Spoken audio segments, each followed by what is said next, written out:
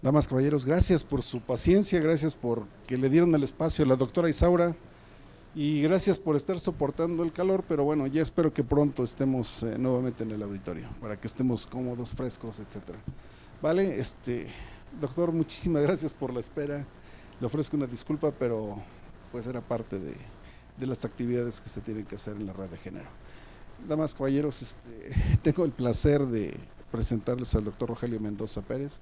Él nos va a presentar el tema de la física presente en las celdas solares, con el afán de cubrir muchos de los aspectos y las líneas de investigación que aquí en la escuela se trabajan. Brevemente quiero leer algo de lo mucho que ha hecho el doctor. Él hizo sus estudios de licenciatura, maestría y doctorado en esta escuela, en la Superior de Física y Matemáticas.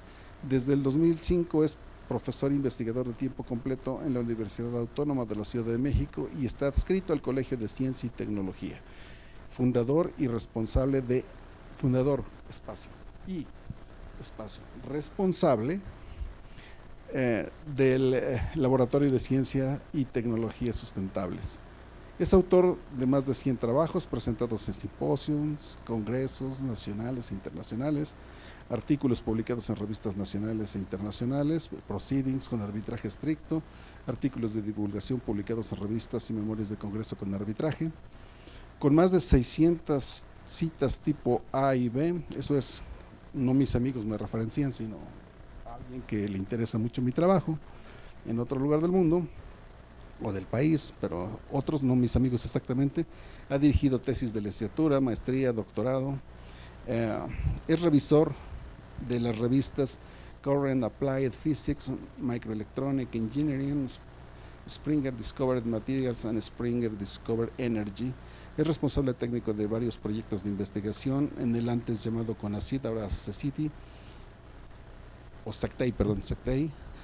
Es miembro del Sistema Nacional de Investigadores, miembro de la Sociedad de Ciencia y Tecnología de Superficie de Materiales, también miembro de la Material Research Society y de la Asociación Nacional de Energía Solar, en donde fue editor de la revista de Energías Renovables. Y podemos seguir con un montón de cosas, pero sigo nada más para terminar. Es integrante de la red temática de fuente de energía del CONACYT, miembro del registro de evaluadores acreditados en el área 1 en física, matemáticas y ciencias de la Tierra del antes CONACYT. Y puedo seguir un montón de cosas, pero mejor le damos la palabra al doctor para que nos platique de esto que él nos trae hoy. Doc, le agradezco muchísimo la presencia, el haber aceptado la invitación y la paciencia por haber empezado un poquito después de las 3, supongo. Te agradezco, gracias. Doctor Daniel, buena tarde a todos, gracias por su presencia, gracias por la invitación. Es bueno siempre regresar a casa, ¿no? Siempre regresar a el lugar en donde alguna vez también ocupé ese lugar, ¿no? De estar en este auditorio o en otros lugares, pero en la Escuela Superior de Física y Matemáticas, ¿no? Como comenta bien el doctor Daniel, yo egresé de aquí, tanto en la licenciatura, maestría y doctorado, por ahí me doctoré en el año del 2007 más o menos, y mi investigación fue siempre en la parte de celdas solares y en el laboratorio de física avanzada, ¿no? Al final pues van a ver también el grupo de colaboradores con el que continuamos la investigación de algunos de los temas que voy a presentar, ¿no? Bien, como comenta el doctor Daniel, pues el tema es un poquito la física presente o que está presente en las celdas solares, algunos de los temas, ¿no? Que tienen que ver con estos dispositivos que esencialmente pues funcionan, ¿no? Para convertir la energía solar en energía eléctrica, ¿no? Bien, desde el 2005 yo formé parte ya de la Universidad Autónoma de la Ciudad de México como profesor, el nombramiento que tenemos allá es profesor investigador, ¿no? Y desde el 2005, curiosamente antes de doctorarme, pues tuve la fortuna de lograr entrar al cuerpo docente de la Universidad Autónoma de la Ciudad de México. Ese es el sitio web en donde está el laboratorio y pues ese es mi correo. Bien, pues la energía solar, ¿qué es la energía solar? Pues prácticamente es está presente en todo el mundo prácticamente, ¿no? Los seres vivos, los seres tanto animales como vegetales, pues hacen uso de la energía solar, ¿no? El ejemplo más sencillo, pues es la fotosíntesis, ¿no? y pues es prácticamente la energía primaria en todo lo que hay, en todos los tipos de energía que se utilizan en el mundo, ¿no? La energía eólica, por ejemplo, pues hace uso las corrientes de viento, están preferenciadas gracias a la diferencia de temperaturas con las que se calientan los diferentes estratos, ¿no? En el mundo, en el planeta, ¿no? Y pues gracias a la rotación de la Tierra y a las corrientes preferenciales que hay en ciertos lugares, ¿no? La energía hidráulica, pues de igual manera, ¿no? La evaporación del agua en los mares, pues completa el ciclo de la lluvia, ¿no? Y pues tenemos la caída de lluvias y las presas y demás, ¿no? Entonces, eso es gracias precisamente a la energía solar, ¿no? Entonces, eso es una fuente de energía prácticamente primaria, ¿no? Y una de ellas que se beneficia precisamente de forma directa de esta energía solar, pues es la energía fotovoltaica, ¿no? Conocida como una de las energías alternativas, una de las energías sustentables, ¿no? Se conoce muchas veces como EFB de fotovoltaica o PV, pues las siglas en inglés, ¿no? De fotovoltaica. Bien, pues ¿qué es la energía fotovoltaica? Pues como les había comentado, es convertir directamente la energía del sol, ¿no? En energía eléctrica, y es prácticamente, luego la conocen como una de las conversiones de energía sustentable más elegantes. ¿Por qué? Porque no hay intervención de ninguna parte mecánica, ¿no? Como la energía hidráulica, como la energía geotérmica, ¿no? Como la energía eólica, ¿no? Es esencialmente poner un dispositivo, ¿no? Formado por dos semiconductores, ¿no? Esencialmente es un dispositivo optoelectrónico, óptica y la parte de electrónica, ¿no? Y este dispositivo está formado por dos semiconductores, uno que se conoce como tipo P y el otro como tipo N, ¿no? Más adelantito vamos a detallar un poquito cómo es, ¿no? Y bueno, el diagramita es muy sencillo, se ve muy fácil de entender, ¿no? Llega la energía solar, debe de pasar a través de ciertas estructuras, ¿no? Por ejemplo, ahí hay una que es el contacto frontal. Algunas celdas tienen una capa que se llama antirreflejante, su función precisamente es que refleje la luz. Va a pasar a través de este contacto frontal, que debe tener la propiedad de que pues, sea un buen contacto, sea un buen metal, y que sea lo más transparente posible. Después va a pasar a través de un emisor, pues, también va a tener la propiedad de dejar pasar la mayor cantidad de radiación solar, ¿no? Y después va a llegar precisamente a la parte activa, o a lo que se le conoce como el semiconductor base, ¿no? La radiación, una vez que llega ahí, la cantidad de luz solar que llega ahí va a interactuar con un electrón y va a formar precisamente, a formar algo que se conoce como el par electrón hueco, ¿no? Y uno de estos electrones pues, va a ir para hacia una dirección privilegiada y el hueco va a ir hacia la otra, ¿no? Esa dirección privilegiada no va a depender de las propiedades de estos materiales, ¿no? Y van a contribuir a generar lo que es la corriente eléctrica, la diferencia de potencial, etcétera, etcétera. Básicamente eso es lo que hace una celda solar.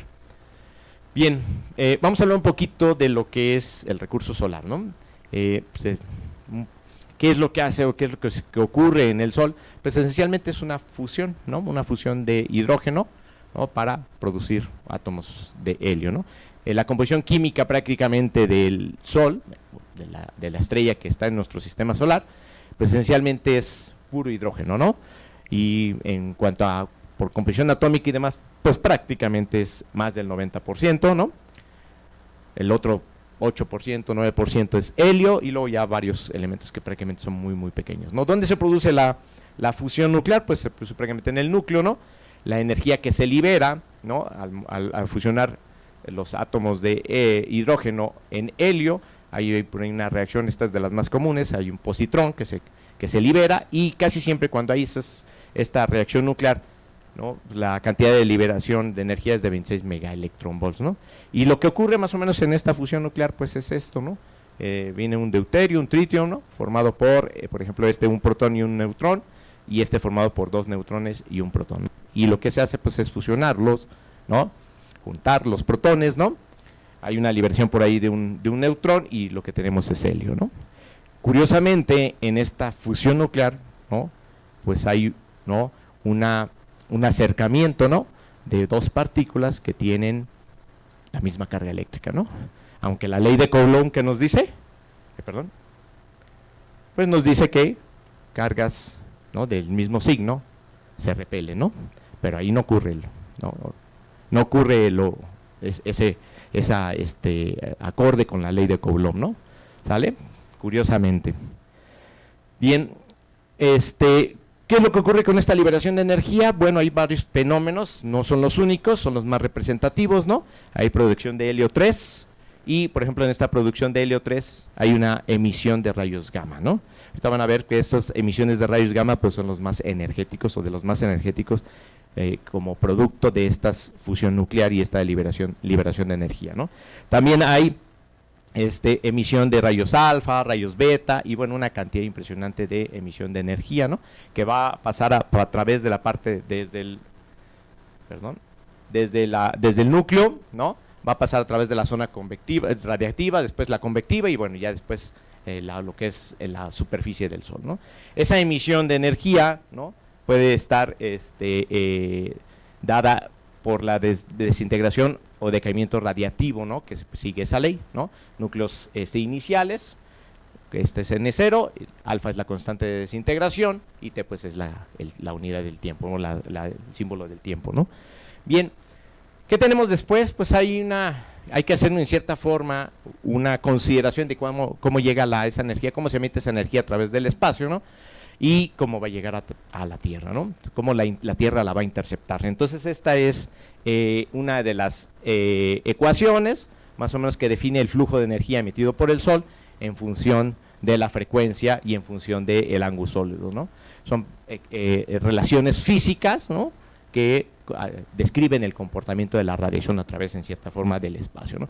Uno de los primeros intentos por describir el comportamiento precisamente de la radiación que llegaba a la Tierra, pues fue dado por Rayleigh Jeans, ¿no? Que era una relación siguiendo la parte del equilibrio termodinámico, ¿no? A través de esta expresión, ¿no? Y por otra parte, pues Max Planck, ¿no? Comentó a inicios de los 1900, ¿no? Que la radiación ocurre en múltiplos de energía, ¿no? En los llamados cuantos de energía, ¿no? Dados por esta expresión, ¿no? E igual a h por la frecuencia, ¿no? De las partículas en emisión de energía, ¿no? Todos ustedes pues más o menos ya lo conocen, ¿no? Y bueno, ¿cómo es el flujo de estos fotones? Pues es con esta relación, el flujo de fotones, ¿no? Se define como el número de fotones por unidad de área y que ocurren en un segundo, ¿no? Hay fotones que van a ser más energéticos en función de o en base a su longitud de onda y fotones que van a ser menos energéticos. Los más energéticos son aquellos que ¿no? Están de color azul, vamos a decir, ¿no? Y los menos energéticos son los que están de color rojo, ¿no? Entonces, para tener una misma intensidad de luz, pues yo podría tener nada más 3 fotones, ¿no? Y del otro lado tendría que tener 4, 5, 6, ¿no? ¿Por qué? Porque es la cantidad de energía que cada uno de estos fotones tiene. Bien, esta densidad o potencia de energía puede escribirse de esta forma, ¿no? Donde interviene la carga eléctrica, ¿no? El flujo de energía y como tal la energía que tiene ahí, y la irradiancia espectral que se presenta o que con el que el Sol emite energía, ¿no? A través del espacio y la misma que llega al planeta, sigue más o menos este comportamiento, ¿no? Este comportamiento de aquí, en la línea verde, si la alcanzan ustedes a ver, es lo que se conoce como el modelado de la radiación de cuerpo negro, ¿no? ¿Sale? En realidad eso es un modelado porque en la parte externa de la Tierra, fuera de la atmósfera, la radiación sigue este comportamiento que es el de la línea roja. A ese espectro se le conoce como el espectro aire-masa AM0, ¿no? Es como un espectro en donde todavía la radiación está fuera de la atmósfera y no está atenuada al pasar por todos los componentes atmosféricos en la Tierra. El espectro AM1, que es el índice de masa aire, ¿no? AM1.5 es el que se ve ahí como de color azul, ¿no? Y está atenuado, ya son todas las componentes atmosféricas que atenúan la cantidad de radiación solar que va a llegar pues ya al nivel de la Tierra. Lo que nosotros sentimos pues es un espectro de radiación, ¿no? Más o menos en esta línea azul, y si ustedes observan ahí ya se ven como algunas caídas en la cantidad de la intensidad de la radiación solar. Eso se debe precisamente a todos los componentes atmosféricos, ¿no? Ozono, vapor de agua, dióxido de carbono, como la parte que está ahí al final. Observen ustedes que también esta es la intensidad de la radiación solar, esta parte de aquí es la longitud de onda precisamente con la que viajan todos los fotones que están llegando, ¿no? A la Tierra, vienen con cierta longitud de onda y por lo tanto con cierto valor de energía que va a tener cada uno de ellos. En esta parte existe lo que es el espectro de luz visible, ¿no? O sea, nosotros nada más vemos prácticamente en esta región. Están unidades de micrómetros, pero pues también pueden tenerlo en unidades de nanómetros, ¿no? Hay una relación que se conoce como la relación de Einstein, ¿no? Para conocer la dualidad onda-partícula, es decir, siempre que una partícula, ¿no?, se emite, va a tener una longitud de onda, pero también tiene su equivalente en la energía en electronvolts. Ese valor de esa relación es esta prácticamente, ¿no? En unidades de micros puede ser 1.24 entre micrómetros o 1240 entre nanómetros. Y podríamos una partícula, un fotón que se emite con cierta longitud de onda, va a tener su equivalente a un cierto valor de energía. ¿Vale? Bien, toda esta energía que emite el Sol, pues nosotros la conocemos como el espectro electromagnético, ¿no? Y este espectro electromagnético ahí está un poco simbolizado, ¿no? Que es una emisión, por ejemplo, en la longitud de onda, ¿no? O sea, son longitudes de onda del espectro electromagnético del tamaño prácticamente de un estadio, ¿no? Puede bajar su escala, ¿no? Hasta prácticamente el núcleo atómico, ¿no? Esa relación precisamente y esa dualidad onda-partícula se puede dar precisamente como esta expresión, ¿no? O su equivalente, ¿no? 1240 entre la longitud de onda en nanómetros, ¿no? Es decir, es inversamente proporcional a la longitud de onda, ¿no? Si la longitud de onda es muy grande, la energía va a ser muy pequeña. Si la longitud de onda es pequeña, la energía va a ser muy grande, ¿no? Por eso, por ejemplo, las ondas que se emiten para los radios AM, FM, por ejemplo, los móviles que todos usamos, ¿no? Tienen longitud de onda muy grande, pero tienen poca energía, ¿no?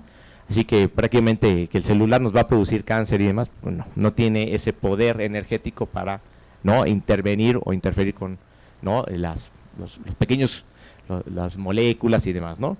En cambio, los rayos más energéticos que pueden ser dañinos, pues, en la ionización, pues sí son, ¿no?, todo lo que es rayos gamma, rayos X, ¿no?, los rayos cósmicos, etcétera, alfa, beta y demás, ¿no? Pues es la razón, el por qué en los hospitales, ¿no?, cuando están las tomografías y demás nos dicen, ¿no?, cuidado, ¿no?, porque este tipo de radiación sí puede intervenir, sí puede afectar, ¿no?, a las moléculas, ¿no?, a los átomos, al DNA, etcétera, etcétera. ¿Cuál es más o menos la longitud de onda en donde trabajan las celdas solares? ¿No? Pues están muy cercana al visible, ¿no? Esta es la zona del visible, un poquito hacia lo que es el ultravioleta y un poquito hacia lo que es el infrarrojo, ¿no? Y depende del material, cada celda solar va a trabajar en diferentes rangos de lo que es el espectro electromagnético, ¿no? Depende del material que ustedes elijan. Bien, ¿cómo se intercepta esta radiación? ¿Y cuál es la cantidad que nosotros medimos? ¿Y por qué es interesante o por qué es importante considerar el recurso solar? Porque del recurso solar que tengamos, ¿no?, que ustedes ya cada vez lo ven más, ¿no?, como el día de hoy, ¿no?, mucho calor, mucha radiación, ¿no?, pues de eso va a depender también qué tipo de material puedo usar para las celdas solares. No todas son convenientes para ciertos lugares o climas en el planeta, ¿no? Y además, cómo se degradan, cómo se afectan y qué tantas celdas solares puedo yo ocupar, ¿no?, dependiendo de la tecnología. Entonces, por eso es importante conocer el recurso solar. ¿Cómo se intercepta el recurso solar? Pues hay un concepto que se conoce como el concepto de intensidad de radiación solar o irradiancia, ¿no? ¿Qué tanta radiación solar llega al planeta? Y esencialmente, pues, es como una intercepción muy, muy simbólica, es esta, ¿no? Y el flujo de energía no es otra cosa más que la energía radiante por unidad de área y por unidad de tiempo, ¿no? Ese es el valor, cómo se calcula esa irradiancia, ¿no? La irradiancia como tal es un valor puntual y una curva característica de irradiancia es como la que ustedes ven aquí, ¿no? Y hay diversos tipos de radiación, una cosa que se conoce como la radiación directa, la radiación solar directa, pues la que nos llega de forma directa. La radiación solar difusa es la que se difunde a través de las nubes, partículas, incluso las superficies con las que nosotros tenemos contacto, ¿no? Pueden ser edificios, ¿no? Puede ser una que se conoce como alvear. Alvear es prácticamente la radiación que nos refleja la superficie, ¿no?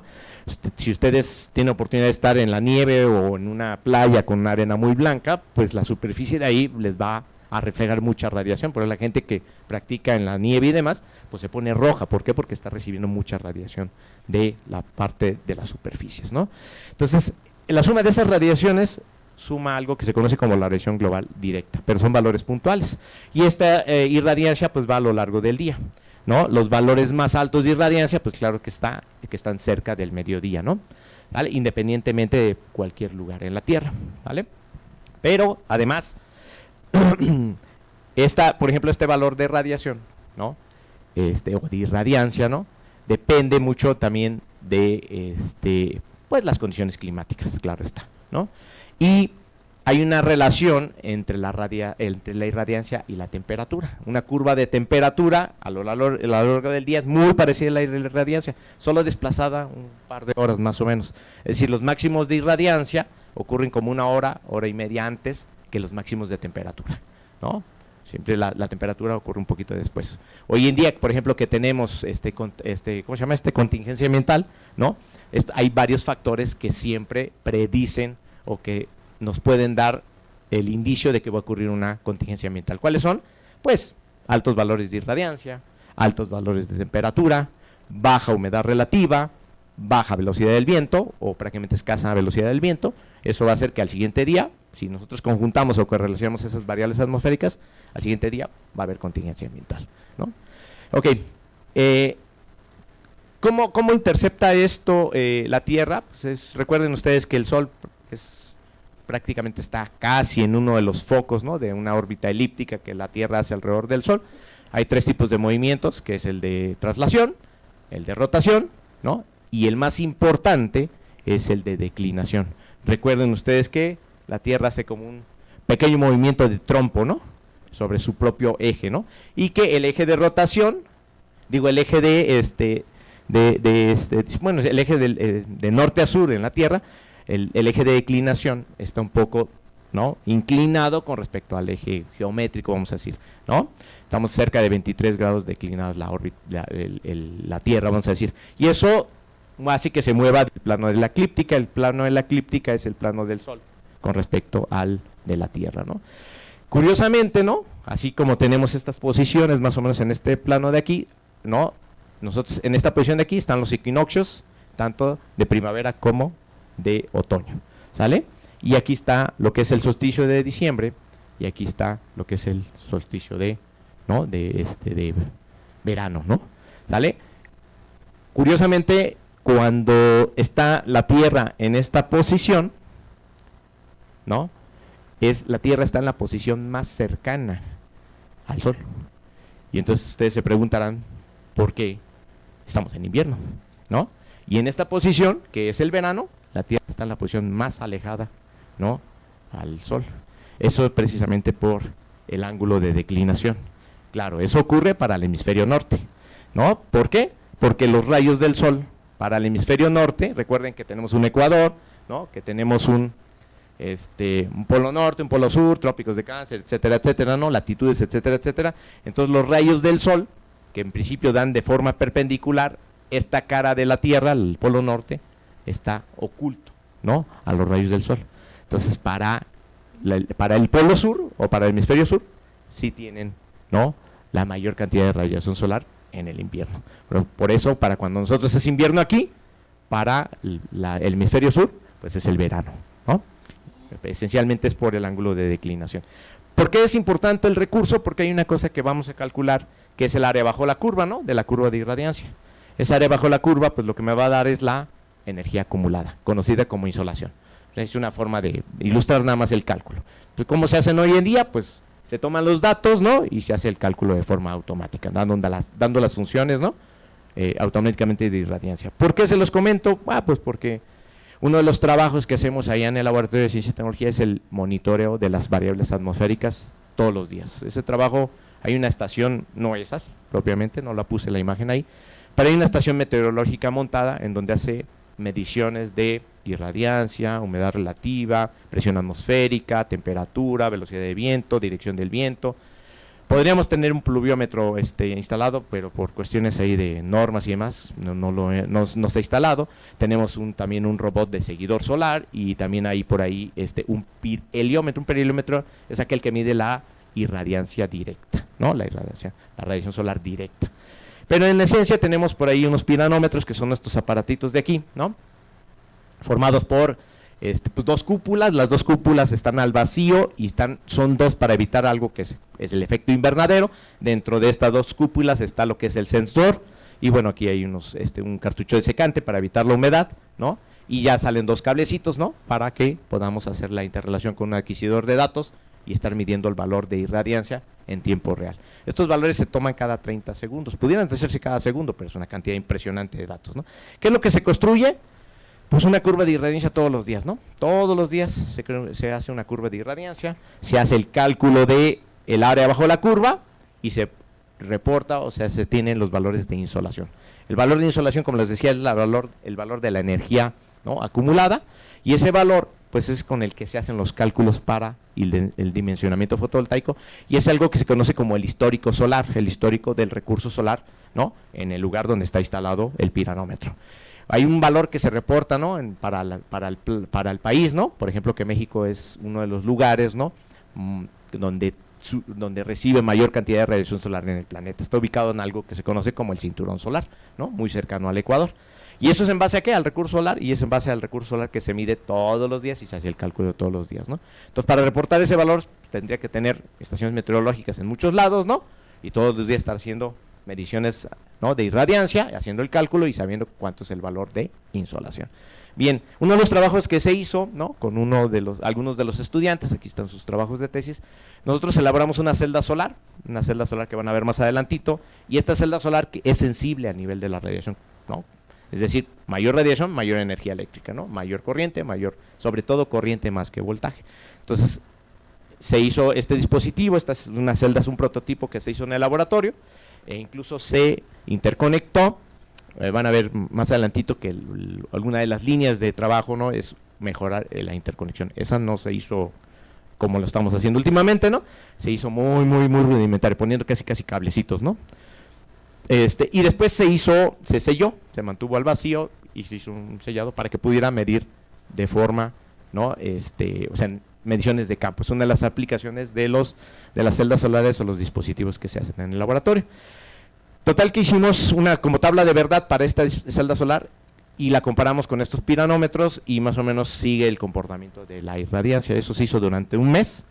No sé qué pasó después en el otro mes, no sé, no me pregunten de la celda porque no la encontramos, de hecho.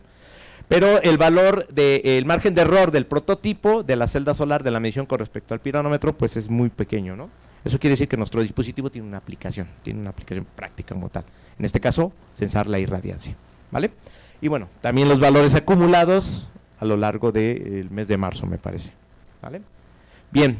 ¿Cómo se hace una celda solar? ¿De qué está compuesta una celda solar? Pues les comentaba que son un dispositivo optoelectrónico. Entonces, opto quiere decir que tiene que seguir propiedades ópticas, ¿no? Y una de ellas está constituido de un material ventana, un semiconductor ventana.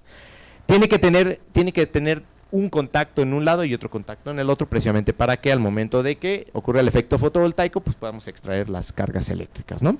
¿Sale? Pero, ¿qué condiciones tiene que tener esta ventana semiconductora? ¿Sí se conoce? Pues que sea una ventana, precisamente, ¿no? Entre más grande es la ventana, pues más luz va a dejar pasar, ¿sale? Entonces, esta es algunos de los fenómenos que ocurre con una ventana semiconductora. Recuerden que cuando la luz pasa de un medio a otro, hay prácticamente 4 fenómenos, ¿no? Transmisión, absorción, reflexión y refracción, ¿no? Que ocurren cuando la luz pasa de un medio al otro, ¿no? Bien, nosotros nos enfocamos en que estas ventanas semiconductoras transmitan o dejen pasar la mayor cantidad de radiación solar. ¿Cuál radiación? La que vimos en el espectro electromagnético, ¿vale? Este es uno de los prototipos que se hacen en el laboratorio de este tamaño. Este es de 10 por 10 centímetros, ¿no? Y el material que está aquí se conoce como sulfuro de cadmio. Es uno de los materiales semiconductores con los que trabajamos, ¿vale? Y bueno, ahí están las instalaciones de la universidad, ahí en los edificios ahí. Son edificios enormes, muy grandes. Bien, les comentaba precisamente qué nos interesa a nosotros, pues que la intensidad de la radiación solar pase lo más posible, es decir, que minoremos la reflexión de la capa semiconductora, ¿no? Que sea lo menor posible. Bien, por ejemplo, a comparación de este proveedor, ¿no?, de aquí, que a ellos lo que les interesa es que la radiación sea la mayor parte sea reflejada o sea absorbida, ¿no? Eso es otro tipo de materiales para otro tipo de aplicaciones. Por ejemplo, los concentradores solares generalmente están hechos de aluminio o alguna aleación de aluminio, pues lo que les interesa es que reflejen prácticamente toda la radiación para que puedan concentrarla o dirigirla hacia algún lugar en específico, ¿no? Sobre todo el foco, ¿no? Bien, una curva típica precisamente de materiales ventanas, semiconductores de ventana, en función de la longitud de onda, es conocida esta como, siempre le aprieto al de continuar, es conocida como la de la transmitancia, ¿no? Precisamente es qué tanta luz en por ciento dejas pasar de un medio a otro, ¿sale? Y aquí lo que hay son diversos materiales. Este de aquí, precisamente, que es el azul, la línea que está en azul, para nosotros es un contacto frontal transparente. Es decir, una de estas caras de estos vidrios que vieron, ¿no? Este de aquí, en las orillitas, si ustedes alcanzan a ver, no hay material amarillo, no hay sulfuro de cadmio. Pero sin embargo, este vidrio, todos los vidrios sabemos que son un material aislante, ¿no? Este vidrio de aquí tiene una capa conductora transparente, ¿no? Es decir, tiene un metal además, ¿vale? Ese metal precisamente se conoce como óxido de estaño y es este de aquí. Y notan ustedes, su ventana es un poquito más grande, ¿no? Él deja pasar fotones del espectro electromagnético a partir de los 300 nanómetros, ¿no? Y su transmitancia es alrededor del 85, 87% más o menos. Esa capa nosotros así la tenemos, es una capa de un proveedor. O sea, lo compramos y nos lo dan, ¿no? Curiosamente el proveedor se llama Pilkington y tiene diversas clasificaciones. Si uno se mete a su página web, o si uno quiere comprar y demás, tiene así como que óxido de estaño clase A, óxido de estaño clase B y óxido de estaño, bueno, el que le llega a México, ¿no? Mándenselo a ellos, ¿no? ¿Vale? Pues es el más caro además, el clase A, ¿no? Claro está. Bien, el siguiente es un semiconductor que es óxido de zinc y es un semiconductor intrínseco, ¿no? Noten ustedes que su ventana se reduce un poquito, se cierra un poco la ventana, ¿sale?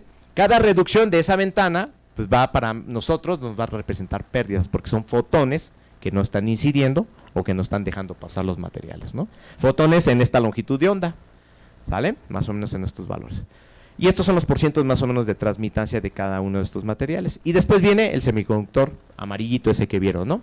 Sulfuro de cadmio, con una ventana que se cierra un poquito más, alrededor de los 500 nanómetros.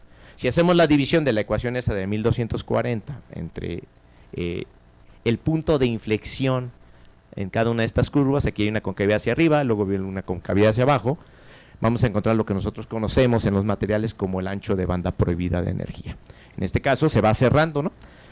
Para el metal tenemos de 3.75 electronvolts, luego el intrínseco 3.18 y luego el semiconductor ventana de 2.5 más o menos. ¿Qué sería lo ideal?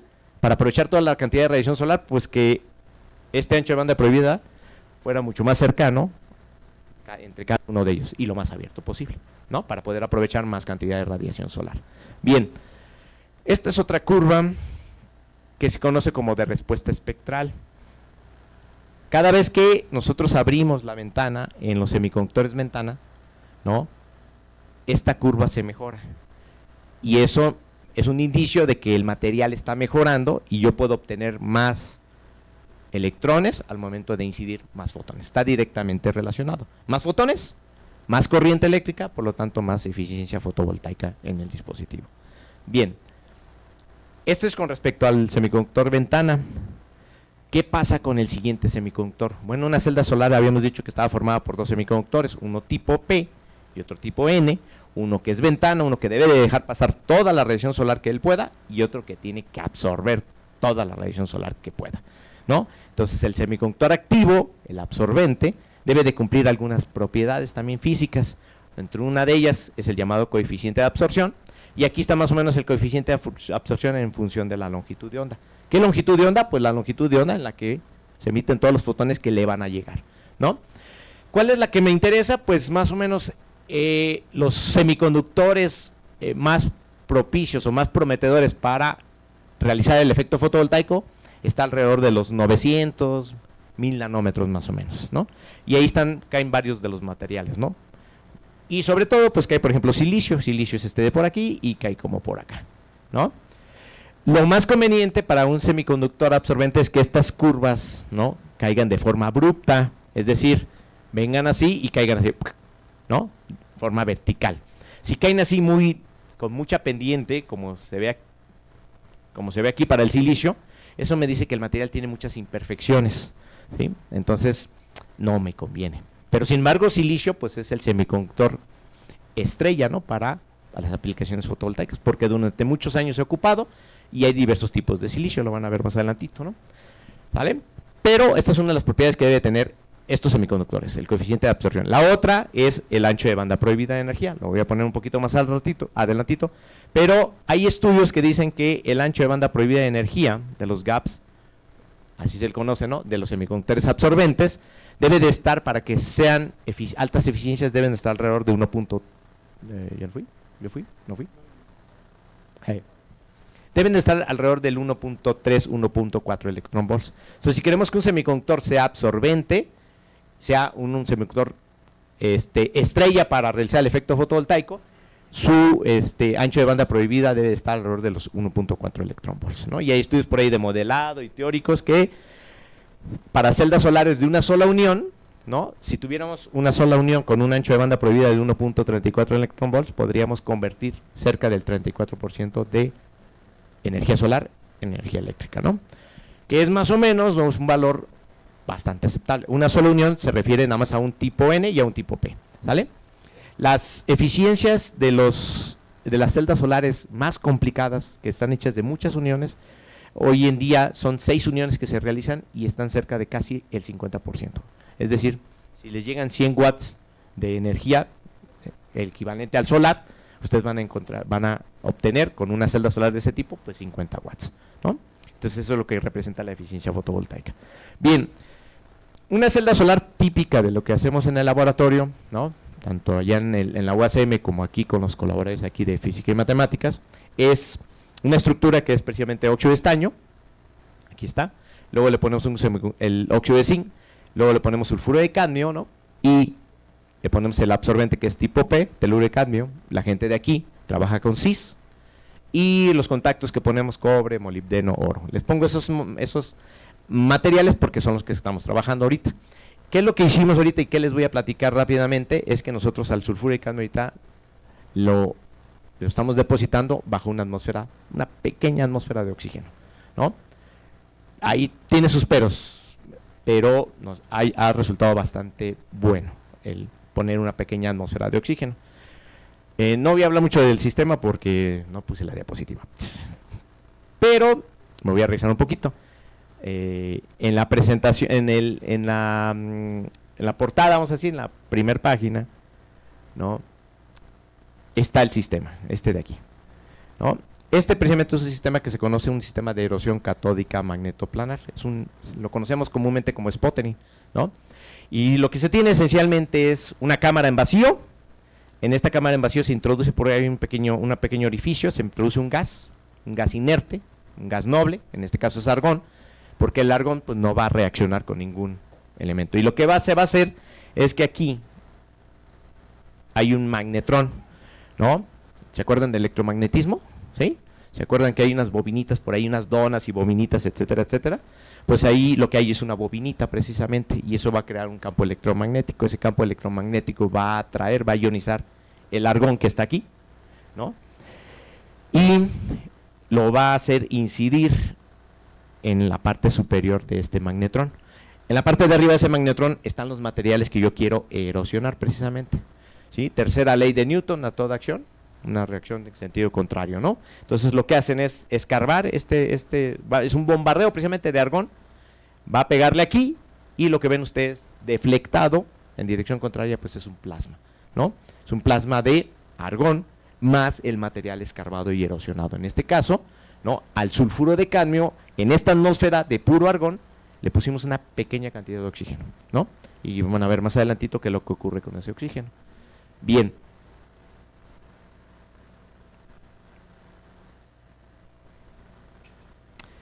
Comentábamos precisamente de las heterouniones P y N, ¿no? Ustedes más o menos saben que hay, desde el punto de vista eléctrico, hay tres tipos de materiales: aislantes, semiconductores y metales, ¿no? Y prácticamente todos ellos siguen un poquito la ley de Ohm. ¿Se acuerdan de la ley de Ohm, no? ¿Sale? Entonces, la corriente es, ¿no?, directamente proporcional al voltaje en una razón de 1 sobre R, ¿no? Entonces, si tuviéramos un diagrama nosotros o un plano, ¿no?, una gráfica de corriente-voltaje, ¿no?, que es la pendiente de corriente con respecto a voltaje para la recta de un aislante sería prácticamente 0, ¿no? Es decir, por mucha diferencia potencial que yo le ponga, no voy a obtener corriente, ¿no? En cambio, para un metal, con poquita diferencia potencial que yo ponga, tengo mucha corriente. ¿Qué pasa con el semiconductor? El semiconductor no se maneja de esa manera, no responde de esa manera. Hasta un cierto valor de voltaje, él va a aumentar su corriente de forma exponencial, ¿no? Y entonces eso sigue precisamente este comportamiento, ¿no? Esta curva de aquí, ¿no? Que va a representar precisamente el comportamiento de un semiconductor, ¿no? Un comportamiento prácticamente de un diodo, ¿no? Un diodo. ¿Cómo se forma este diodo? Pues con una unión de dos materiales, uno que se conoce como tipo P y otro que se conoce como tipo N. El esquema de ahí de los enlaces químicos es para el silicio, ¿no? Para que un silicio sea tipo P, se impurifica con boro, ¿no? Y para que un silicio sea tipo N, se impurifica con fósforo, ¿no? Se le agrega un electrón de más. Entonces anda por ahí un electrón vagando, ¿no? Y luego otro, y luego otro, y luego otro. Entonces eso va a hacer que ese arreglo de enlaces silicio, fósforo, ¿no?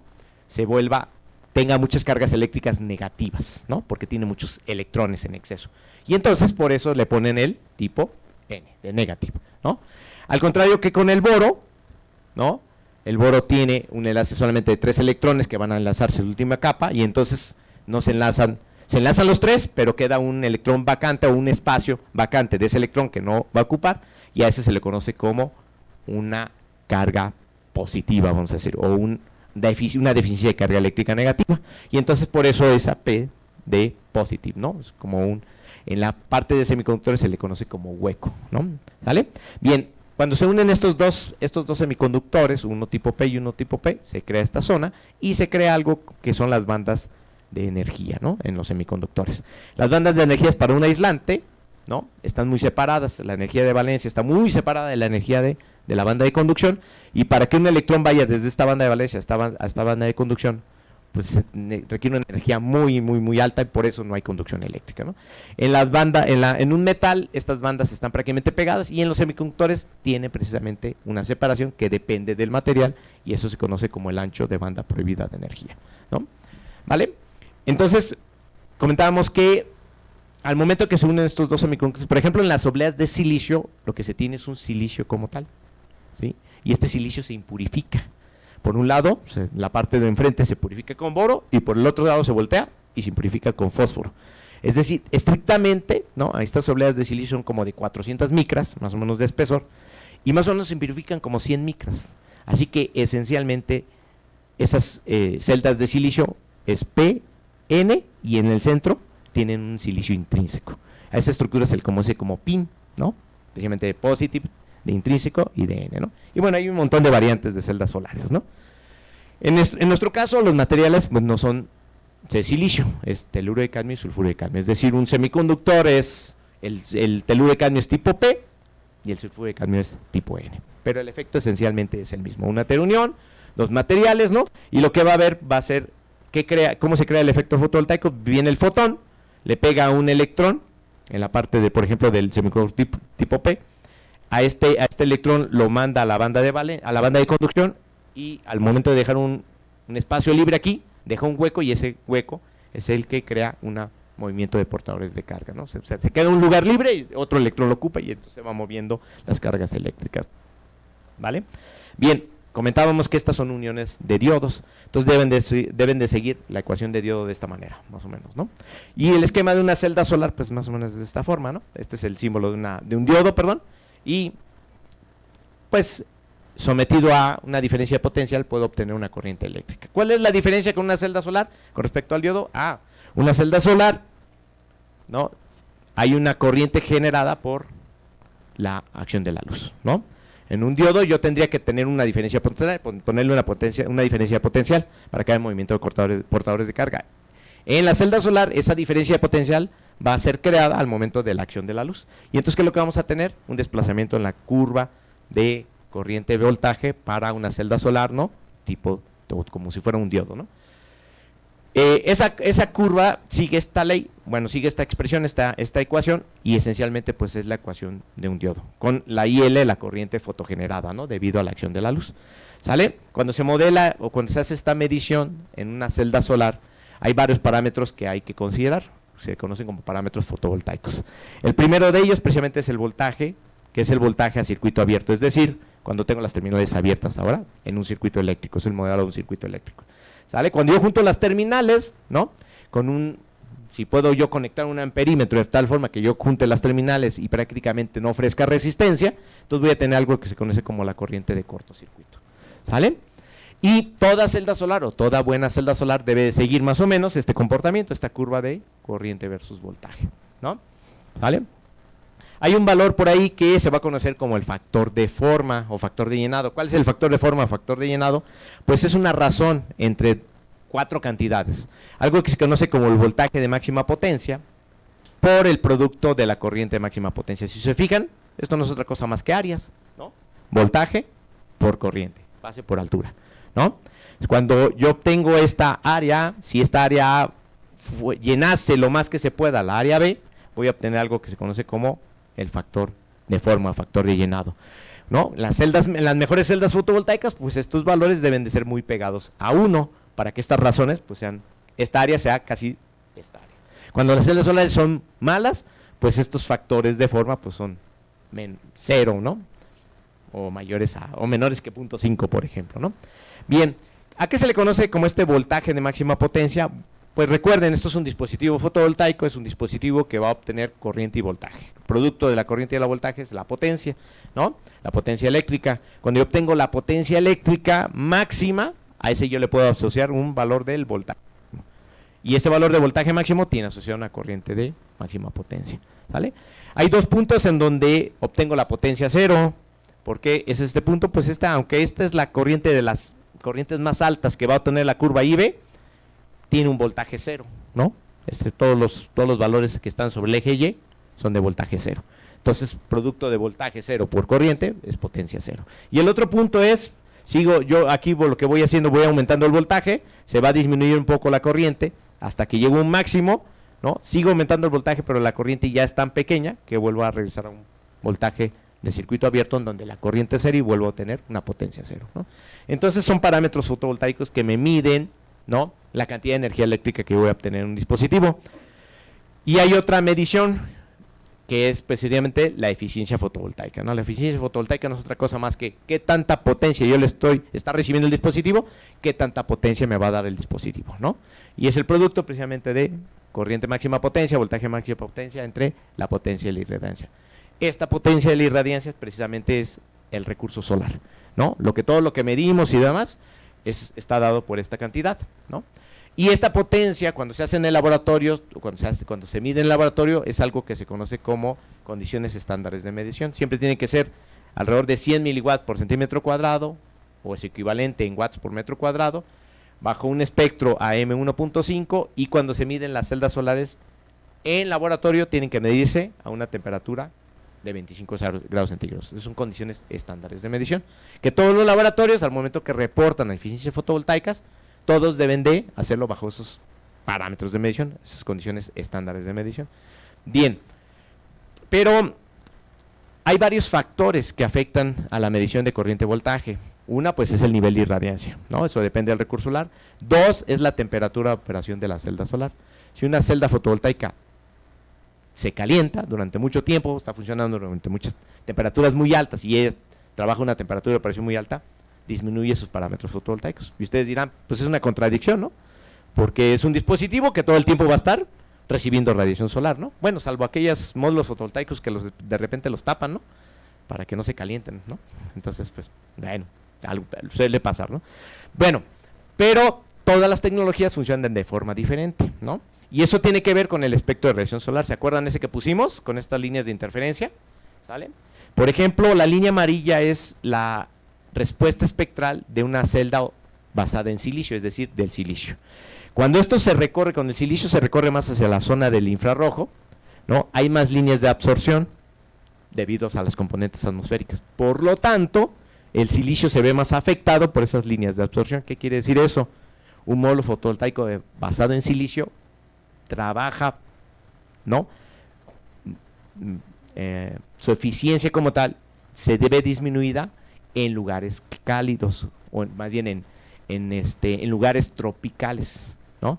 Es decir, poner un módulo fotovoltaico de silicio, ¿no?, debido a estas líneas de absorción, puede verse afectado de mayor forma que un módulo fotovoltaico de otra tecnología, por ejemplo, teluro y cadmio o cobre, indio, selenio, ¿no? Entonces, materiales como trabajan más hacia la ultravioleta, como es esta línea azul, no se ven afectados por vapor de agua, por humedad, etcétera, etcétera, ¿no? ¿Vale? Bien, y aquí está un poquito un mapa de cómo son las tecnologías fotovoltaicas hoy en día. Cuando se estudia material, debe de pasar por varias etapas, generalmente, ¿no? La primera de ellas, pues, es el estudio teórico o el modelado, ¿no? Es decir, primero, pues, voy a estudiar a ver qué me dice la teoría, cómo es este material, etcétera, etcétera, etcétera, cómo lo puedo modelar. Después paso a la experimentación, voy al laboratorio, ¿no? Y empiezo a experimentar, jugar con el material, ¿no? A ver cómo responde, etcétera, etcétera.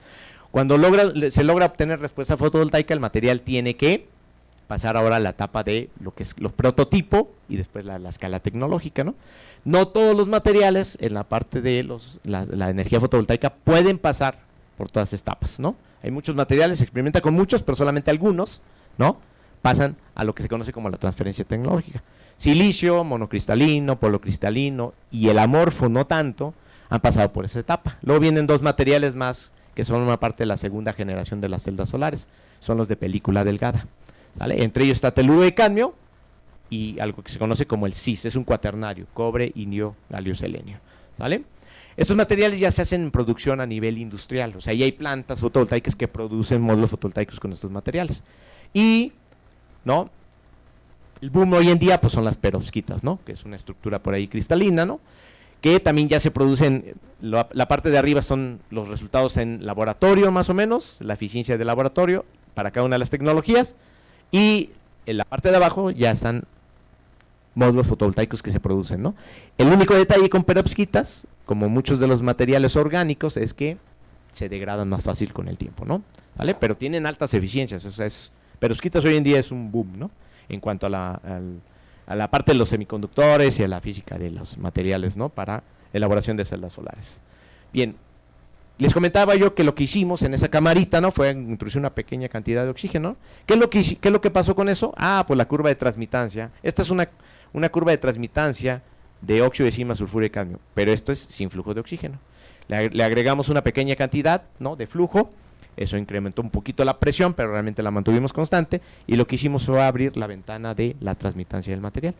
¿Qué ocurrió? Pues nuestra respuesta fotovoltaica de esta celda solar, ¿no? Se incrementó más o menos de 27 miliamperes por 28 miliamperes por centímetro cuadrado a 30 miliamperes, ¿no? Esta es una densidad de corriente, es decir, corriente por unidad de área. Es una cantidad que se tiene que normalizar en la parte de los fotovoltaicos.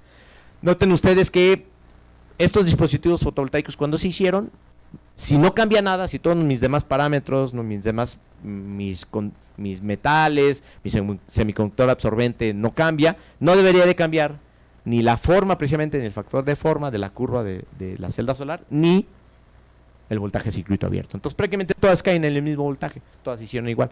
¿Dónde vemos el incremento? Si hay más, si la ventana de absorción o si la ventana de transmitancia yo la abro y la mejoro, entran más fotones, y por lo tanto voy a producir más corriente eléctrica, que es el valor que se ve incrementado aquí, ¿no? ¿Sale? Bien. Ese es uno de los trabajos, ¿no? Que se hacen, pero en el laboratorio se hacen estudios de varios materiales, ¿no? Todo lo que está subrayado ahí son los materiales que ahorita estamos estudiando. Estamos tratando de cambiar ese contacto frontal de óxido de estaño por óxido de indio. Estamos tratando ahorita de hacer óxido de zinc con oxígeno. Eso ya me recomendaron los estudiantes que no lo hagamos, pero no sé por qué, luego se quejan mucho.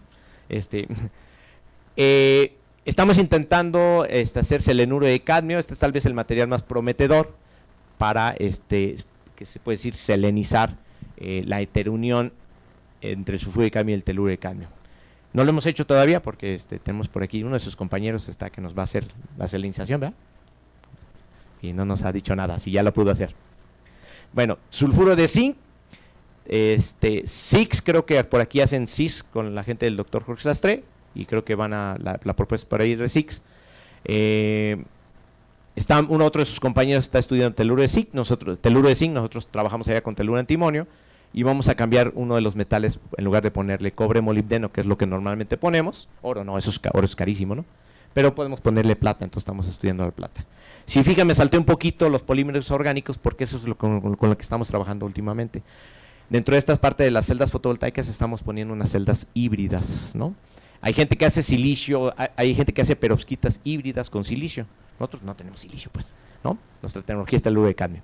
Entonces, lo que hacemos ahora a este teluro de cadmio le estamos colocando unos polímeros orgánicos conductores. Y ahí sí tenemos ahí un resultado de casi 16% de eficiencia fotovoltaica en estas celdas. No lo hemos terminado de publicar, no hemos terminado de hacer. Dicen que el profesor se tarda mucho haciendo los artículos, ¿no? Así pasa, ¿no? Ok. Otro de los trabajos, por ahí con otro de sus compañeros que está aquí presente, es la interconexión eléctrica, ¿no? Entonces, en una de estas celdas, dispositivos pequeñitos, esta es una celdita de 1 pulgada cuadrada, 2.5 por 2.5. Su compañero por aquí, doctoral, ¿no? Está haciendo una interconexión con unos láseres.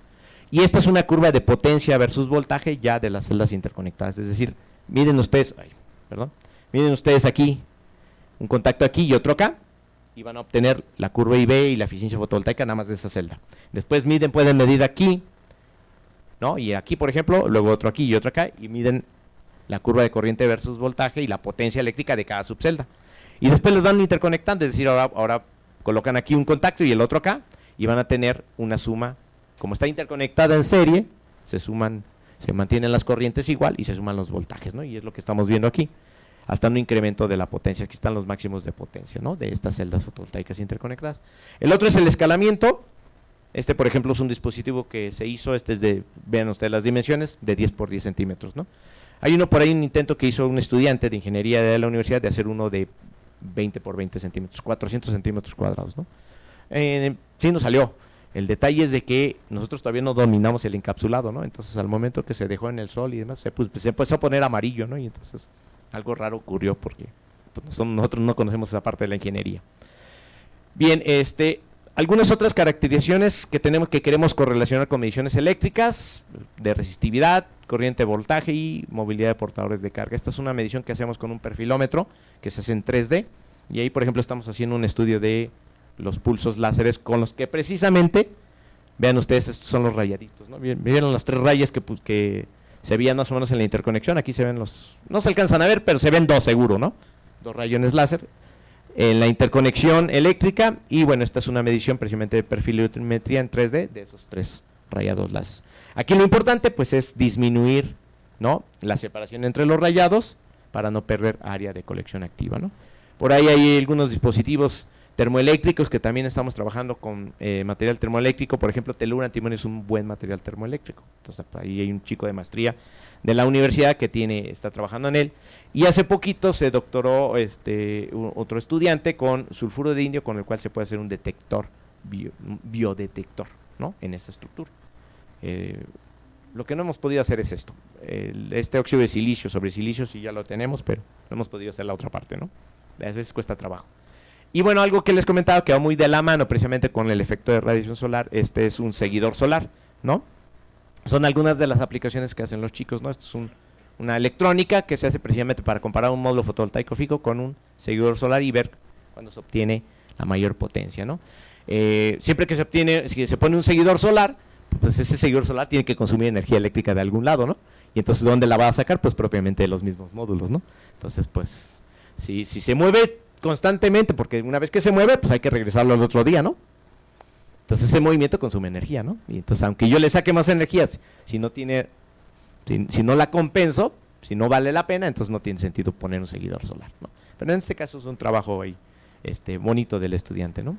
Y bueno, les comentaba, estos son algunos de los colaboradores con la gente que yo trabajo aquí en la Superior de Física y Matemáticas, con la doctora Ángeles, que es de Psique, el doctor Jorge Sastre, el doctor Jorge Aguilar, el doctor Ramón Gómez, y bueno, gente del Instituto de Materiales de la UNAM, ¿no? Y bueno, siempre hay que ser agradecidos con la gente que nos formó, ¿no? Y hace poquito, no sé si ustedes se enteraron que se jubiló ya el doctor Gerardo Contreras, que es pues mi mentor y mi amigo, ¿no?, hoy en día. Y algunos de los chicos, ¿no?, que están participando en el laboratorio y que se están, pues que son estudiantes de aquí de la Escuela Superior de Física y Matemáticas. Y pues gracias por el tiempo, doctor, y gracias por la invitación.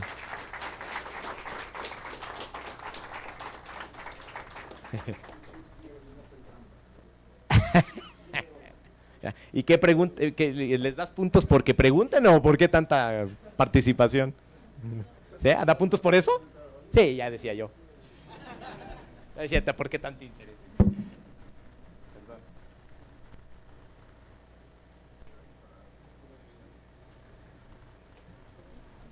Listo, ¿sí me escucha?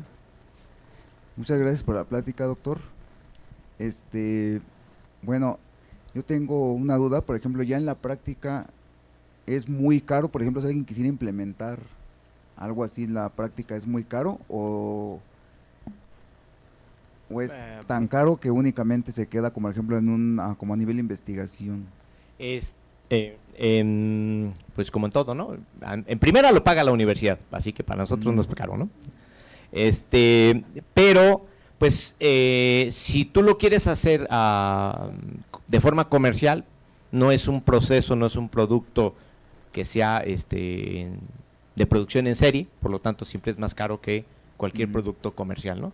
Cualquier celda o panel fotovoltaico te puede salir hasta 4 veces más barato que cualquier celda que se hace en el laboratorio, ¿no? Okay. Definitivamente, ¿no? Muchas gracias. Bueno, preguntaba porque, digo, eso estaría muy bien como a futuro sacarle patentes, ¿no? A todo Sí. Sería como una buena… Tenemos como 4 ahí detenidas que el profe no puede hacer. Como la energía todo esto del futuro, yo creo que esto sería ya patentado un gran proyecto. Por ejemplo, la parte de la escritura láser es algo que no se revela en ningún lado, ¿no? O sea, eso, la escritura, esos canales que por ahí vieron, es el trabajo doctoral de su compañero Adán, ¿no? Y eso no está patentado, o sea, más bien, perdón, eso está patentado y protegido, ¿no? Eso no lo vas a encontrar en ningún artículo, nadie te va a decir cómo se hace ese rayado, ¿no? Se llama secrecía industrial, ¿no?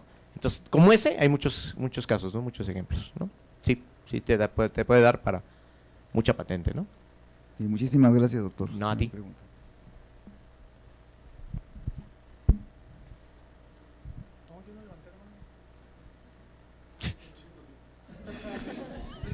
Ah, ya ve por qué te dices que te hacen trampa.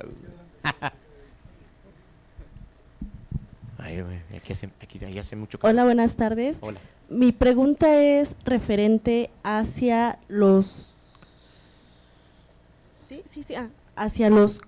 costo-beneficio, hablando de los nuevos materiales. Sí. En relación a estos nuevos materiales, ¿se ha hecho algún estudio, un análisis de si es buen material para que pueda ser usado en estos módulos, pero ya el costo-beneficio pues no sea el más adecuado, ¿no? O si hay alguno que ya ustedes ya hayan detectado, el cual tenga pues ya este estudio. Sí, lo primero que tienes que buscar es que desde el punto de vista de las propiedades del material sea mejor que el material que ocupabas, ¿no? O sea, por ejemplo, que en este caso el sulfuro de cadmio sigue siendo el mismo material, tú le agregas un poquito de oxígeno y obtienes más transmitancia y por lo tanto más corriente y por lo tanto más potencia, ¿no?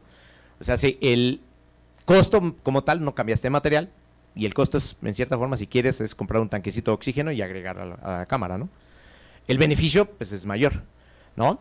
Pero además, tú podrías pensar en materiales que todavía te sean más beneficiosos en la cuestión, por ejemplo, de que no sean materiales tóxicos, ¿no? Por ejemplo, teluro de cadmio es un material que tiene cadmio, ¿no? Sulfuro de cadmio es un material que tiene cadmio. Entonces, muchas de la tecnología es, ok, sustituye sulfuro de cadmio por sulfuro de zinc, por ejemplo, con unos que ya no tiene cadmio, ¿no? Claro, todos nosotros traemos cadmio en nuestro bolsillo, ¿no? Bueno, ya lo tiene ahí en la pierna, ¿no? Porque todas las baterías que tenemos tienen cadmio y una batería que tenemos en nuestro celular tiene más cadmio que un módulo fotovoltaico en cuestión de gramos. Pero siempre es un costo de beneficio tratar de que busques un material pues que sea más barato, ¿no? Que te dé las mismas propiedades o mejores, ¿no? Y que aparte de que agregues el beneficio de que no sea tóxico, ¿no? Sí, definitivamente sí. Gracias. ¿A ti?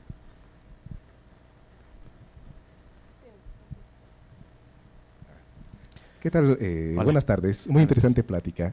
Mi duda es respecto a estas celdas de sus materiales. Como había mencionado, dependiendo del material, pues tiene cierto rango en el que aprovecha, ¿no? Así, pues la energía.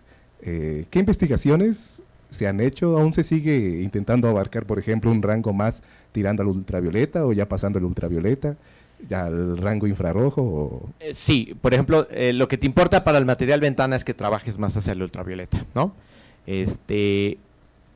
Ahí puse varios materiales, ¿no? Sulfuro de zinc, sulfuro de indio, pensamos que era un material que iba a trabajar mejor en el ultravioleta, ¿no? O sea, de aquí, pero no ocurrió así, Entonces así pasa en la experimentación, ¿no? Y era una tesis doctoral y dijimos, no, sí, vamos a lograr, ¿no? Y porque había artículos, ¿no? Y había modelado y había estudios y de repente ya cuando lo procesamos y lo hicimos dijimos, no. Así ocurre, ¿no? En la parte del infrarrojo, la parte del infrarrojo realmente va a tener que ver con el absorbente, en este caso con el teluro de cadmio. Por eso queremos selenizar, ¿no? O sea, si nosotros logramos selenizar este material, el teluro de cadmio, agregándole selenuro de cadmio, por ejemplo, o selenio nada más, ¿no? Podríamos disminuir un poco ese ancho de banda prohibida de energía y aumentar la señal en el infrarrojo. Se puede hacer, es parte de la investigación de cada uno de los materiales. Muchas gracias. De nada. Buenas tardes, muchas gracias por la plática, muy interesante. Mi pregunta es, yo hace varios años había escuchado sobre el desarrollo de paneles solares parabólicos. Me llama la atención porque siempre se fijan en el mejoramiento de paneles solares en los materiales, en sus capas y no en la forma de que puede llegar a tener ese panel. Sí, ahí te va una nueva de Japón. Hay unos que son tridimensionales hoy en día. Hace poquito le escuché la noticia, Gerardo me mandó el doctor Gerardo, que aunque ya dice que está retirado, híjole, es un asesor de acá de su compañero Adán, ¿no? Luego manda artículos y más. Vaya a darle comida a las palomas o algo, ¿no? Que nada más nos trae más trabajo, ¿no?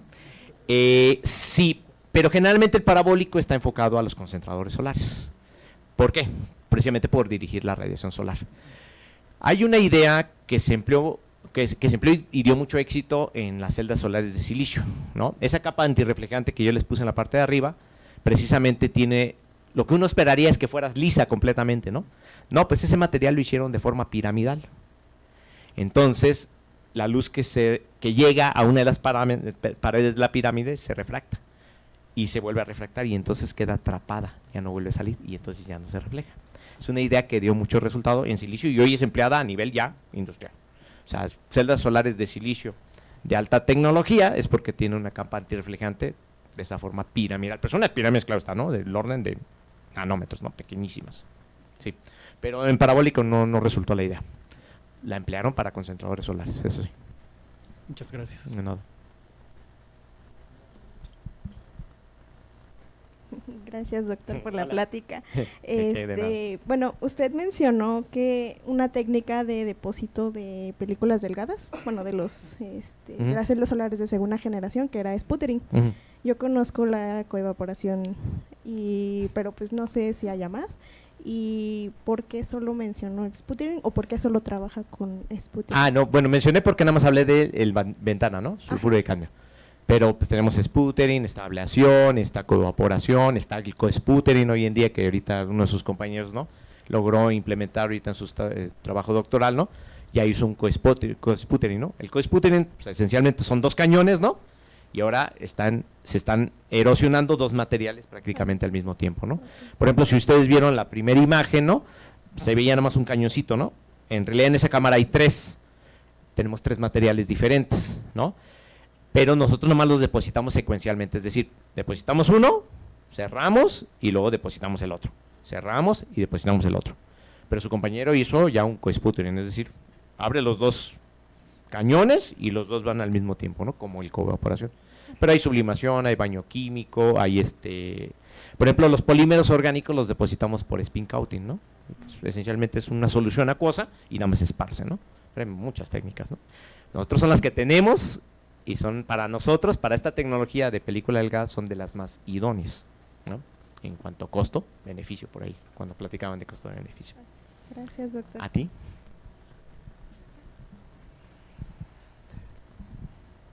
Hola, muchas gracias, doctor, por la De plática. nada. Y aquí mi duda es, ¿por qué ustedes no trabajan con silicio? Porque trabajan otros grupos de investigación. ¿Y para qué les hacemos competencia? No. El doctor Guillermo Santana, que les puse, y el doctor Carlos Ramos, ¿no? La colaboración que tenemos ahí con ellos, en el Instituto de Materiales, ellos trabajan con silicio. Entonces, de hecho, ellos son los que ya me provieron la oblea de silicio para hacer este arreglo que les había comentado. Pero, hay de esas cosas que uno anda a la prisa y demás, y cuando llegué a casa se rompió la oblea de silicio. Y tengo como una pena de decirle, oye, dame otra, ¿no? Y sí tiene muchas, ¿no? Pero pues como que me da pena, así como que ¿cómo vas? La estoy caracterizando, ¿no? Sí. Hay una cuestión técnica.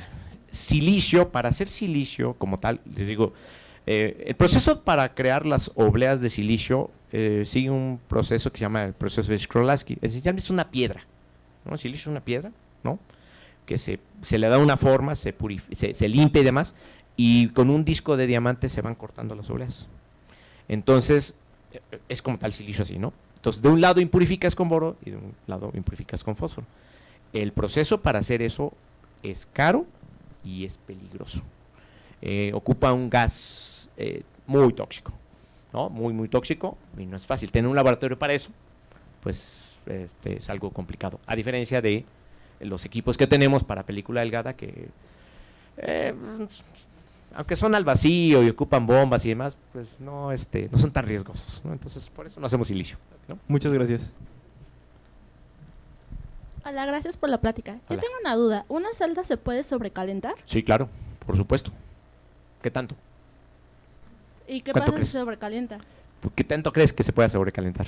Ay, no tengo idea. Bueno, hay reportes de celdas solares en general en el mundo trabajando a 70 grados centígrados, 80 grados centígrados, y pueden llegar a hacer ignición y se pueden llegar a quemar los módulos, de la nada. Y más con el sobrecalentamiento del planeta, ¿no? Sí. Gracias. Gracias. Entiendo que su objetivo principal de sus investigaciones es la eficiencia de la celda. Bueno, uno de los principales. Sí. Uh-huh. Pero han hecho estudios sobre el impacto ambiental que tiene la producción de este tipo de celdas, sobre todo la de sulfuro de cadmio. Sí, directamente nosotros no, pero una estudiante que estuvo en la maestría, la universidad tiene una maestría en sistemas energéticos y eficiencia energética, hizo un impacto no solamente del material, sino del laboratorio, ¿no? O sea, el hecho de investigar en energías sustentables y renovables, pues tiene ya un impacto, ¿no? Aunque sean materiales que en principio van a darte una energía sustentable y amigable con el planeta, desde que va un camión a extraer estos minerales debajo de la tierra, pues ese camión emite, ¿no? Hace emisiones de dióxido de carbono. ¿Y entonces, en ese sentido han explorado como otros materiales o simplemente dejar algunos de lado o no? No, nada más nos hicieron la recomendación. Este estudio que hizo la chica nada más hizo la recomendación de el uso de los residuos, ¿no? En general, nuestros residuos durante unos 15 años de trabajo, como tal, se resumen a un botecito, ¿no? Los residuos del material. Bueno, 2 botecitos, uno así grande y otro más chiquito, ¿no? Tenemos lo que tenemos el impacto son todas las celdas de investigación que tenemos ahí guardados, ¿no?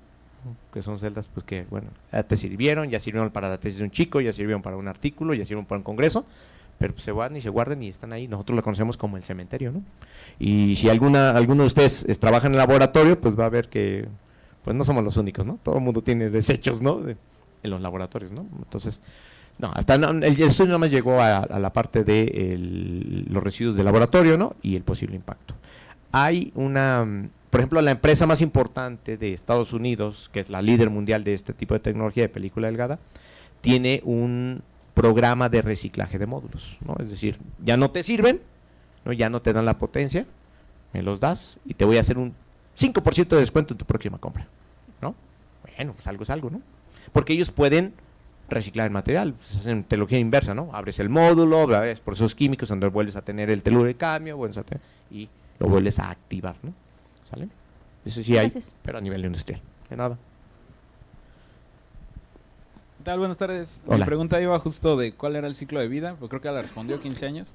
Entonces voy a reformular la pregunta un poco con los nuevos materiales que está investigando, ¿espera un ciclo de vida mucho más grande? No, peor. Ok. Bueno, teluro de cadmio es hasta 30 años, de hecho es de las tecnologías más estables y más duraderas. Silicio monocristalino es el único que puede darte hasta 3 años, policristalino te da 25 años, amorfo te da 15 años, ¿no? SIX te da como 25 años más o menos también, y todas las orgánicas, estoy hablando, orgánicas no hay a nivel industrial, lo que hay es perovskitas a nivel industrial y el tamaño es pequeño, y esos son como 10, 15 años también, ¿no? ¿Qué pasa cuando le emprendemos el orgánico? Pues disminuye el tiempo de vida, ¿no? Entonces se degrada más la celda. Bueno, pues es una cosa por otra, ¿no? Quieres más eficiencia, pero te va a durar menos, ¿no? No todo se puede en la vida. No, también estamos trabajando en tratar de hacerlas estables, ¿no? Como muchos de los esfuerzos de los orgánicos. Ok, gracias. Buenas tardes. Hola. Gracias por la charla. De nada. Tengo varias preguntas, pero bueno, me voy a quedar con una porque después me regañan, entonces me voy a quedar solo está con bien. una. Porque es... No es cierto, me han regañado. Sí, lo veo, yo sé cómo es el doctor. Sí. Bueno, entonces quería preguntarle, en sus primeras diapositivas varias veces habló sobre la atmósfera, la influencia de esta, de las condiciones atmosféricas y tal. Y entonces me surge la duda, quiero saber cómo afectan las variaciones atmosféricas a la hora de generar electricidad a partir de energía solar, porque por ejemplo la densidad de la atmósfera cambia si estás en un lugar más alto y tal. Entonces, ¿cómo afecta eso en cuanto a las variaciones de cuánta energía eléctrica puedo obtener a partir de energía solar? Pues esencialmente sigue la ley de conservación de la energía, ¿no? Si tú quieres sacar más energía, tienes que invertir más energía, ¿no? Entonces, si te refieres a las cuestiones de laboratorio, ¿no? En ese sentido va tu pregunta. Yo me refería a que, por ejemplo, ¿sería mejor poner celdas solares a gran altura donde la densidad de la atmósfera es menor, ya. por ejemplo? Okay. Por Sí. decir Ok, en general la tecnología fotovoltaica se ve afectada por la temperatura. El parámetro que más se afecta es el voltaje a circuito abierto. Una celda solar que trabaja a mayor temperatura va a entregar menos voltaje y por lo tanto menos potencia. Entonces, ¿cuál sería la condición o el lugar idóneo para poner módulos fotovoltaicos, celdas fotovoltaicas? Es un lugar en donde haga frío, ¿no? Y siempre haya radiación solar. O sea, por ejemplo, un volcán, ¿no? Cerca de un volcán sería súper padre, ¿no? Lo que pasa es que ahí también cerca de un volcán, pues la altitud y demás te puede llevar a mucha nubosidad. Pero una celda fotovoltaica funciona mejor siempre en climas fríos o a menor cuando la temperatura es menor. Si te refieres, por ejemplo, a las cuestiones atmosféricas de los climas húmedos o los climas tropicales y demás, sí se ven afectados, sobre todo las celdas solares que trabajan más hacia el infrarrojo. Entonces ahí tendrías que optar por una tecnología que trabaje más hacia ultravioleta. Por ejemplo, si la atmósfera está absorbiendo mucha radiación del sol, a eso es a lo que me refería. Ajá. Si yo tengo Sí. menos radiación, entonces tendría menos electricidad. Sí. Pero se supone que más o menos ese valor se atenúa como en un 30%, es decir, lo que tienes fuera de la atmósfera son cerca de 1300 watts metro cuadrado. Ya cuando estás por abajo de la atmósfera son 1000 y ese es el estándar para todo el mundo prácticamente. Siempre es ese valor. Como tu recurso solar. En función de eso ya puedes obtener tu potencia. Ok, gracias. Sí, nada. ¿Qué tal, doctor? Buenas tardes, Hola. gracias por la plática. Mi pregunta va un poco relacionada con lo que comentaba mi compañera Giovanna. En este caso, por ejemplo, si se instalaran celdas solares en lugares donde llueve mucho, neva o demás, o sea, ¿cuál sería la mejor manera de cuidar estas celdas, considerando lo que menciona de que tengan un tiempo de vida de 25 o 30 años? Pues se supone que ya están considerados, esos valores de tiempo de vida ya están considerados bajo todas esas condiciones climáticas, ¿no? Que llueve mucho, que puede nevar, ¿no? En la parte de la manufactura del módulo, es decir, ya debe de cumplir estándares, ¿no? Uno de los estándares es, por ejemplo, algo que se conoce como el ISO 9000 o algo por el estilo para módulos fotovoltaicos, que es el tipo de encapsulado, ¿no? O sea, siempre un encapsulado tiene que resistir los impactos, por ejemplo, de granizo, ¿no? Más bien todo depende del tipo de instalador o quién te instala este tipo de módulos fotovoltaicos, ¿no? Que deben cumplir ciertas normas que no hay en México, ¿no? Por ejemplo, no es lo mismo instalar módulos fotovoltaicos aquí en la Ciudad de México, ¿no? Instalaciones fotovoltaicas, que por ejemplo en Cancún, que es una zona que va a recibir en algún momento dado un huracán. Entonces tienes que cumplir otro tipo de normas en cuanto, por ejemplo, a la estructura y demás, ¿no? Pero la elaboración del módulo fotovoltaico se supone que una vez que sale de fábrica, ellos sí tienen un estándar, ¿no? Que va a cumplir, así como los sellos de nuestro FIDE, ¿no? Del refrigerador o de la lavadora, cada módulo fotovoltaico tiene que en principio cumplir por lo menos una norma, que es la norteamericana o la europea o la de Asia, ¿no? La parte de China y Japón, ¿no? Que una vez que tú ensamblas el módulo fotovoltaico, debe de asegurarte que trabaje en las mejores condiciones, ¿no? Independientemente del lugar donde te encuentres, ¿no? Te dé una cierta producción de energía eléctrica o potencia eléctrica en función de tu recurso solar y que en las cuestiones del ensamblado, pues cumpla las cuestiones de aseguramiento del clima, ¿no? Gracias.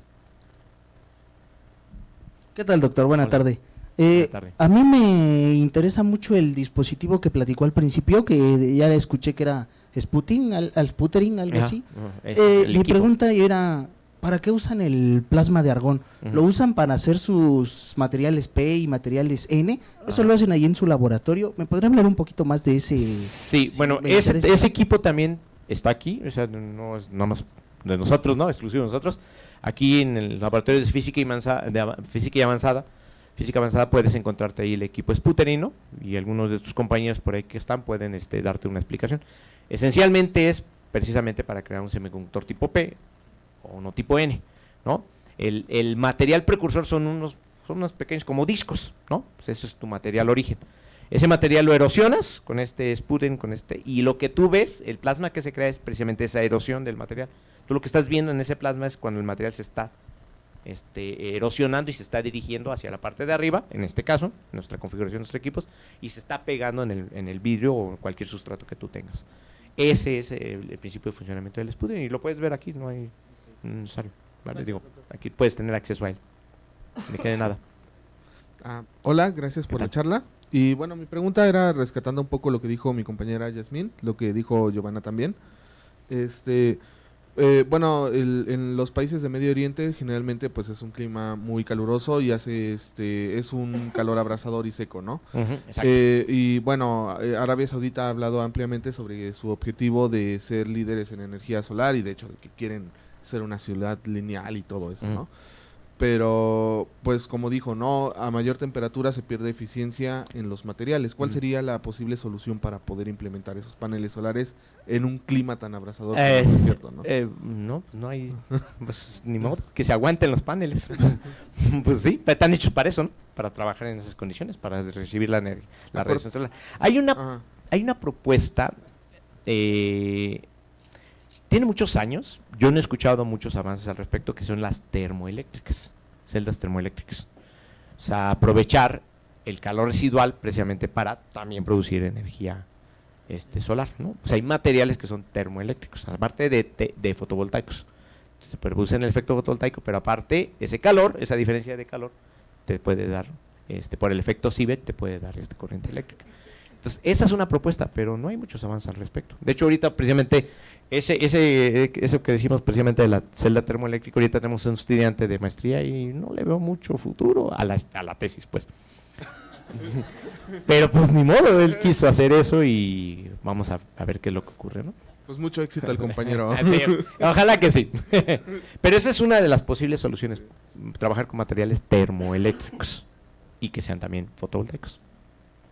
Hola, doctor Hola. Rogelio. Muy buenas tardes. Gracias. Buenas tardes. Mi duda es, usted mencionó que no recuerdo qué material, pero bueno, que enriquecieron la atmósfera con oxígeno. Ajá, sulfuro de cadmio. Ajá. Exactamente. Mi duda es si no tuvieron algún problema cuando introdujeron el oxígeno, porque cuando, por ejemplo, aquí se intentó como con molibdeno, sí, pues se oxidó y no salió bien. Sí. Entonces, no sé, algún cambio de fase u oxidación. Ok, cambios de fase no hemos visto. Hay un pequeño desplazamiento en los orbitales de la señal que nos da con XPS del sulfuro de cadmio. No lo hemos terminado de estudiar con el doctor Carlos, no hemos tenido tiempo para eso. Pero el pequeño detalle técnico es que el target, en este caso, de sulfuro de cadmio, se daña, ¿no? Se oxida. No tan rápido como molibdeno, eso sí está documentado. Entonces, ¿qué estamos haciendo? Pues le estamos haciendo una pequeña trampita al sistema, ¿no? A ver si nos resulta. Es decir, estamos oxidando el sulfuro de cadmio durante el depósito. Ahí les va el detalle, se los voy a compartir. Y eso que es parte de un artículo. Bueno, estamos tratando de hacer sulfuro de cadmio con oxígeno, pero a mitad del depósito le quitamos el oxígeno. Entonces, pareciera ser que estamos obteniendo sulfuro de cadmio con oxígeno en las primeras capas, los primeros espesores, pero al momento de quitarle el oxígeno, y como se sigue erosionando el material, creemos que se debería de estar autolimpiando, ¿no? Y seguimos teniendo sulfuro de cadmio. En la región en la que creemos que el siguiente material, que es el teluro de cadmio, al teluro de cadmio le gusta el sulfuro de cadmio. Creemos que no le gusta tanto el sulfuro de cadmio con oxígeno. Hasta ahí vamos, ¿no? Porque pues ahorita lo que viste nada más fue sulfuro, o sea, es un sulfuro de cadmio con oxígeno. Le pusimos 2 SCM, una cantidad pequeñita, pues, en cuanto a presión y a flujo. Y a otra le pusimos 1, y no quisimos ir más arriba, porque eso implica oxidarlo más. Y entonces ahorita vimos las curvas de eBay y demás, y ahí nos vamos a detener, ¿no? Para que salga la tesis, para que salga el artículo. Pero ya cuando quisimos hacer una nueva celda, ya vimos el sulfuro de cadmio y dijimos, está completamente oxidado, se pone rojo, se pone rojísimo, ¿no? Entonces, pues alguien por ahí a la mala, un ingeniero que está ahí, seguramente lo conoce, nos dijo, no, hay que lijarlo y demás, y entonces, bueno, vamos a hacerle caso. Entonces lo lijamos, ¿no? Lo limpiamos y lo metimos al sistema otra vez y lo degasificamos, es decir, le dimos se le conoce como presputereo, una autolimpieza alto vacío. Y al parecer funcionó, pero si queremos volver a hacer oxígeno, pues vamos a tener ese eterno problema de que se va a oxidar, y si no lo limpiamos, pues se va a oxidar. Entonces ahorita estamos tratando de hacer eso, a ver si resulta, porque cada target de estos pues cuesta 30,000 pesos, ¿no? Entonces pues no podemos estar tirando, ya saben cómo son los laboratorios, ¿no? Siempre falta recursos y dinero. Muchas gracias, doctor. Buenas tardes, doctor. Hola, Gracias por la práctica. Una pregunta. ¿Cuál es la ventaja de usar sputtering frente a otros métodos de depósito como el CSS o CSBT? Ok, sputtering es una técnica más fina, puedes obtener espesores más delgaditos. La calidad de la película en principio es mejor, se puede decir, no tanto como un sistema de ablación láser, ¿no? Pero pues se ve compensado con que son buenos resultados, ¿no? Y son espesores que tú puedes controlar mucho y puedes hacerlo a gran escala, ¿no? ¿Qué pasa con CSBT? También puedes hacerlo a gran escala, pero la calidad de la película no es tan buena, y CSBT es una técnica muy rápida, ¿no? Tú puedes obtener micras en unos cuantos minutos, ¿no? En cambio, sputtering puedes obtener nanómetros en unas cuantas horas incluso, o sea, es un poquito más fino, ¿no? Una técnica para cada material. Los espesores de la capa ventana son del orden de nanómetros, 100, 150 nanómetros. Entonces, sputtering es una técnica ideal para esos espesores. CSBT, que ocupas para los absorbentes, son espesores de 4 micras, 5 micras, 6 micras, 7 micras. Es decir, estamos hablando de 5,000 nanómetros. Entonces, te ayuda mucho porque en unos minutos puedes obtener esos espesores, ¿no? Que 5,000 nanómetros, pues ya, para una capa delgada es considerado, ¿no? Es considerable. Las de silicio son 300 micras. Entonces, bueno, es otro tipo de tecnología.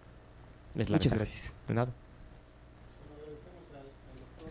Gracias a ustedes.